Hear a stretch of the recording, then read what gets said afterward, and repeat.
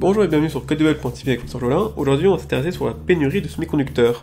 Elle était là bien avant le Covid, bien avant la guerre en Ukraine, bien avant les tensions géopolitiques, bien avant le manque d'énergie, de gaz et de pétrole, bien avant la chute des monnaies actuelles. Bref, c'est un phénomène de fond qui nous touche depuis des années. D'où vient-elle? Nous allons analyser ça et voir que maintenant toutes les entreprises en fait deviennent des entreprises d'électronique et ça a un impact énorme sur la supply chain.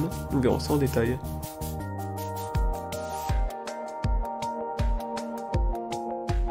Alors, lors d'un précédent article sorti il y a un peu moins d'un an, nous avons déjà analysé la pénurie de semi-conducteurs par le prisme de la contraction de l'offre des moyens de production. En effet, l'industrie est passée d'entreprises comme Intel, qui détient ses propres usines, ses propres moyens de production, à des entreprises comme Apple, qui n'ont pas d'usine et se tournent vers des géants asiatiques pour fabriquer leurs produits. Le fameux slogan que l'on voit sur tous les produits Apple, « Designed in California, Made in China ». Ainsi, les entreprises d'électronique actuelles ont toutes besoin d'usines. Or, l'offre de fabrication de semi-conducteurs n'est pas élastique. Chaque usine nécessite des milliards de dollars d'investissement et des années de conception. La production de semi-conducteurs se trouve donc avec un goulot d'étranglement autour de Taïwan. Toute la supply chain mondiale est sous tension. L'offre est certes un des facteurs déterminants de la pénurie, mais nous allons aussi maintenant analyser les changements brutaux qui ont lieu sur la demande en semi-conducteurs. Plus le temps passe, plus les entreprises deviennent toutes des entreprises d'électronique, les exemples abondent. Par exemple, une entreprise de montres dans les années 1970 était uniquement une entreprise mécanique. Puis avec la crise du quartz, l'électronique apparut dans les montres, d'abord en ajoutant un simple oscillateur quartz et une bobine pour faire bouger les aiguilles.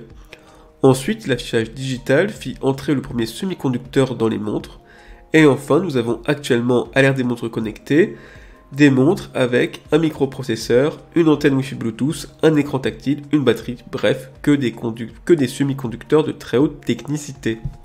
Ainsi, une montre classique n'a besoin que de pièces mécaniques fabriquées par plein d'entreprises horlogères, mais une montre connectée a besoin de composants électroniques maîtrisés par une poignée seulement d'entreprises asiatiques. La montre connectée a donc toute sa production actuellement coincée en Asie. Pareil pour les fabricants de trottinettes, de vélos, de lampes et de tout un tas d'objets devenus connectés. Il y a encore quelques années, on avait juste besoin d'acier pour fabriquer une simple trottinette. Aujourd'hui, il nous faut une batterie composée de lithium et de cobalt, un circuit électronique avec du silicium et tout un tas d'autres métaux rares, et un moteur électrique avec du cuivre, du fer et de la néodyne.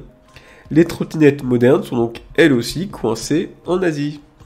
Encore un bel exemple avec les voitures. Avant même l'épineux problème des voitures électriques, nos usines se retrouvent déjà à l'arrêt pour bien moins que ça. Les constructeurs ont changé leur tableau de bord à aiguille par des écrans pour faire plus joli. Les tableaux de bord à écran se retrouvent ainsi coincés en Asie. Alors que faire?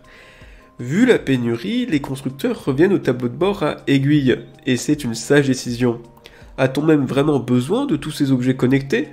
Je peux vous dire qu'en tant que développeur, ils sont remplis de failles de sécurité. C'est-à-dire que votre montre, votre téléviseur ou même maintenant votre frigo devient une menace pour votre vie privée. Et sans même parler de l'obsolescence programmée et des désastres écologiques qu'ils apportent. Heureusement, sachez qu'on ne va pas revenir aux montres à gousset, et pour cause, le groupe Swatch, lui, ne connaît pas la pénurie, puisqu'il a toute sa production en Suisse. Swatch a ses propres usines pour réaliser ses circuits électroniques et même ses batteries. C'est encore une sage décision. Alors il y a peu de chances de voir des entreprises intégrées comme Intel ou Swatch redevenir la norme dans l'entreprise et dans l'industrie, mais pour autant on peut très bien refaire revenir de Chine des entreprises européennes comme STMicroelectronics afin qu'elles fabriquent pour les entreprises européennes sur le continent. D'ailleurs, STMicro prévoit de construire une nouvelle usine à Grenoble d'ici quelques années. Nous pouvons aussi à minima financièrement faire venir TSMC en construisant une de ces usines en Europe. Les entreprises tendent tous à devenir des entreprises d'électronique, mais aucune d'elles ne souhaite gérer la fabrication de leurs propres produits. La pénurie de semi-conducteurs est donc écrasée entre une offre limitée, dans les mains de quelques entreprises autour de 500 km de Taïwan, et une demande exponentielle due à l'essor des objets connectés et de tout un tas de secteurs. Voilà, merci de m'avoir écouté, j'espère vous retrouver très prochainement pour un nouvel épisode de Codable. À bientôt!